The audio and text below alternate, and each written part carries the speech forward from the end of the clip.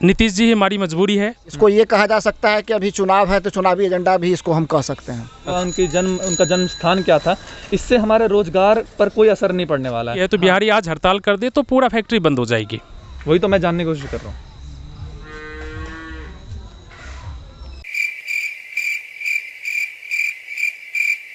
नमस्कार दोस्तों, मैं आपके साथ अपना अतुल किशोर और आप देख रहे हैं स्टेट न्यूज़ टाइम्स। दोस्तों, इस वक्त हम आए हैं अररिया ज़िला में और अररिया ज़िला के अंदर इस वक्त हम खरैया टोला में, खरैया बस्ती में हैं हम। और चलिए कुछ लोगों से बात करते हैं और जानते हैं कि बिहार में कितना विकास हुआ है और उनकी क्या विचारधारा है इस वक्त होने वाली चुनाव को लेकर। चलिए कुछ बात करते हैं उनसे। नमस्कार सर। हाँ, सबसे पहले मैं अपना परिचय दूं। यहाँ हम वार्ड नंबर 15 से, अररिया से, है ना। और पहले हम लोगों का रोड भी नहीं था, लेकिन आज के डेट में रोड भी हुआ है। लेकिन बहुत सारी कमियां हैं जो देखना होगा हम लोगों को और समझना होगा। सबसे पहली बात यह है कि नाला होना चाहिए था, आज के डेट में नाला नहीं है। लेकिन फिर भी ये माना जा सकता है कि जो हमारे मुख्यमंत्री रह चुके हैं या हैं, वो विकास किए हैं, विकास हुआ है उनके रीजन में। क्या विकास हुआ? विकास बहुत सा, जहाँ बिजली नहीं था, से हम लोग आज हम लोग अररिया में हैं, लेकिन जिस गांव से हम लोग बिलोंग करते हैं वहाँ बिजली नहीं थी, रोड नहीं था, पुल पुलिया का भी स्थिति अच्छा नहीं था। लेकिन बहुत सारा विकास हुआ है। दिख नहीं रहा सर विकास का, मतलब क्या विकास हुआ है? अभी कुछ हम काफ़ी टाइम से मेरा आना हुआ है यहाँ पे, बहुत समय से आ रहा हूँ मैं यहाँ पे। और ये मुझे जो सड़क है मुझे इस तरफ अभी बनती हुई दिखाई दे रही है। कुछ साल पहले तो ये था नहीं, कुछ साल पहले का, कुछ महीने पहले भी नहीं था। बिल्कुल बिल्कुल, कुछ महीने पहले ही बना है।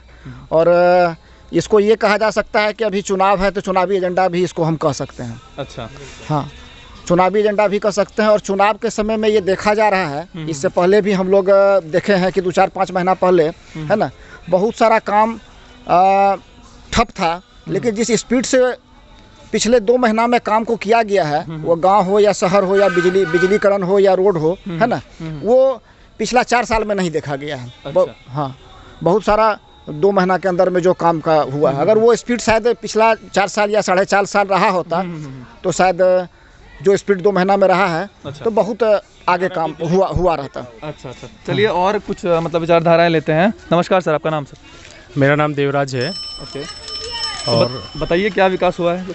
विकास तो हमारे नीतीश कुमार जी विकास पुरुष हैं ही, और वो विकास कर रहे हैं। और नीतीश जी के सानिध्य में बिहार जंगल राज से निकल के सुशासन स्थापित किया है। और आज देश में बिहार का एक स्वच्छ छवि नीतीश जी के माध्यम से मिला है। और ये जो चुनाव है अभी, इस टाइम हम लोगों को ये आशा है कि नीतीश जी की ही सरकार बनेगी। इसके पीछे रीज़न ये है कि नीतीश जी ने बिहार में वो सब कुछ दिया जिसकी ज़रूरत बिहार को थी। अच्छा, जैसे आप सबसे पहला चीज़ जो इंफ्रास्ट्रक्चर होता है इनका, इन्होंने बहुत अच्छा तैयार किया। अच्छा, इनका रोड मैप बहुत अच्छा रहा। गांव-गांव, गली-गली, हर जगह रोड्स, हर जगह शहर में जो है पक्कीकरण हो रही है, नालियां बन रही है। और सबसे बड़ी बात है कानून व्यवस्था।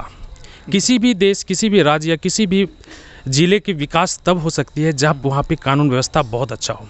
आए दिन अगर हमारे घर पे 2 मवेशी होती थी तो उस पर भी ताला लगा के रखना होता था, क्योंकि चोर हो सकता है चोरी करके लेके चला जाए।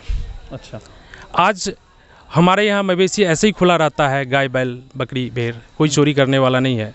रात के 7 बजे के बाद हम लोग डर से बाइक लेके नहीं चलते थे सर पे, और अभी रात के 12 बजे तक हम लोग यूं ही घूमते रहते हैं। हाँ, थोड़ी सी विकास की धीमी रफ्तार है, बिहार में बेरोजगारी है, मैं मानता हूँ इन चीज़ों को। लेकिन अगर सरकार और यहाँ के लोग अगर मिलकर एक साथ काम करे तो नो डाउट बिहारी में इतनी ताकत होती है कि ये लोग बिहार को बदल देंगे। और अररिया हमारा ऐसा एक प्रदेश है जहाँ पे फणीश्वरनाथ रेणु जी पैदा हुए, जिसको कि देश नहीं विदेशों में लोग जानते हैं। सुब्रतो राय सहारा की जन्मभूमि यहाँ से 100 मीटर की दूरी पर है। जो बंदा पूरी दुनिया में एक हिस्ट्री बना दिया, तो इस तरह से बहुत बड़ी बड़ी चीज़ें यहाँ पे हुई है। और यहाँ के जो एमएलए हैं, एमपी है, वो भी अच्छे लोग हैं, लेकिन काम उस हिसाब से नहीं कर पा रहे हैं। पता नहीं रीज़न क्या है, मुझे भी समझ में नहीं आया। सर देखिए, इतिहास की बात करें तो बिहार का इतिहास जो है काफ़ी सुदृढ़ रहा है, लेकिन मैं इतिहास का हवाला नहीं लेना चाहूँगा।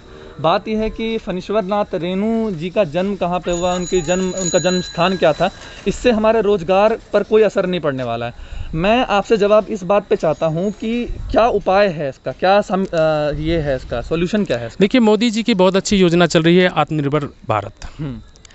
इस योजना को हम चाहेंगे कि नीतीश जी की एक सरकार बने। एडवांस में इसको धन्यवाद देते हैं, क्योंकि हमारे पास दूसरा कोई चॉइस नहीं है। और नीतीश जी हमारी मजबूरी है, लेकिन हम ये मजबूरी नहीं कहेंगे, क्योंकि बिहार में इससे अच्छा नेता है नहीं। अच्छा, विकल्प नहीं है। तो नीतीश जी को एक्सपीरियंस भी है 15 साल का। अच्छा, अगर वो चाह ले तो ये आत्मनिर्भर भारत के तहत लोगों में रोजगार पैदा करने के लिए जन जन क्रांति पैदा कर दे।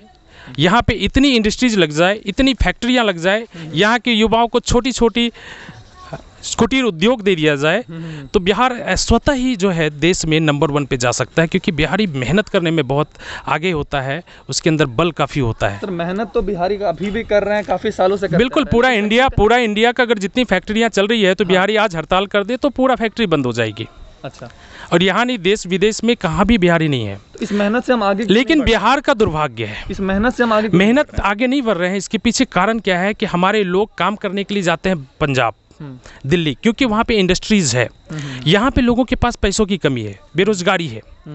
जब रोजगार यहाँ मिलने लगेगा, छोटे छोटे कुटीर उद्योग यहाँ पे होंगे। इसके लिए सरकार को चाहिए कि यहाँ पे कैंपेन करे, एक अलग से उनका जो है एक ये बनाए, क्या बोलते हैं उसको, मंत्रालय बना दे। और उस मंत्रालय का काम हो कि जिस तरह से हम टीकाकरण करते हैं, उस तरह से लोगों का इंटरव्यू ले कि इसमें से कौन सा व्यक्ति किस लायक है, इसके स्किल को टेस्ट किया जाए और उस हिसाब से उसको रोजगार मुहैया कराया जाए। और वो अगर मैन्युफैक्चरिंग करता है तो उसके माल बेचने की तैयारी की जाए। सरकार को यहाँ पे इनोवेशन बहुत ज़्यादा करना होगा, सरकार को यहाँ पे आगे आना होगा, जिसके बाद देश का विकास हो सकता है। ठीक है। और इस राज्य का विकास होता है। अररिया विधानसभा के क्षेत्र में काम बहुत अच्छा होना चाहिए था, हो नहीं पाया है, क्योंकि हमारा जो एमएलए है वो भी बहुत अच्छा कुछ कर नहीं पाए। एमपी साहब है, वो भी एमएलए कौन है आगे? मोहिद्दुर रहमान जी हैं। अच्छा। और हमारे एमपी प्रदीप कुमार सिंह जी हैं। कितना दिखाई पड़े पिछले 5 साल में? दिख तो जाते ही है, कभी-कभी दिख तो जाते ही है, ऐसे रोड पे दिख जाते हैं कभी-कभी। हाँ, वो दिख तो जाते ही है, जहाँ भी ज़रूरत होती है तो वो दिख जाते हैं, लेकिन जो जिस काम के लिए उनको रखा गया वो काम नहीं दिखता है। अच्छा, ये सबसे बड़ी दुर्भाग्य है। अच्छा, चलिए कुछ और बात करते हैं, कुछ और लोगों से बात करते हैं, जानते हैं कि क्या उनकी क्या विचारधारा है और कहाँ तक, जहाँ इन लोगों ने कहा बिहार के बारे में कहा, वो इस बात से सहमत हैं कि नहीं है। चलिए जानते हैं। नमस्कार सर, आपका नाम? सुनील कुमार विश्वास। हाँ, तो बताइएगा सर, आप इनके बातों से सहमत हैं जो ये कह रहे हैं, जो दलीलें पेश कर रहे हैं? जी सहमत है सर आप? जी। कैसे सर? जो विकास हुआ है वो हो रहा है। विकास क्या विकास हुआ है? क्या कमियां हैं? क्या विकास हुआ है सर? आप 3 विकास गिनाइए मुझे, क्या विकास हुआ है यहाँ पे अररिया में पिछले 5 सालों में, जो आप कह सकते हैं काफ़ी सुदृढ़ ये है स्टेप था ये विकास के लिए, क्या था? विकास तो ये बिजली का हुआ है, रोड का हुआ है। अच्छा, 5 साल पहले जो स्थिति थी और अभी की स्थिति, उसमें क्या फ़र्क आया? फर्क तो है। क्या फ़र्क है सर? वही तो मैं जानने की कोशिश कर रहा हूँ।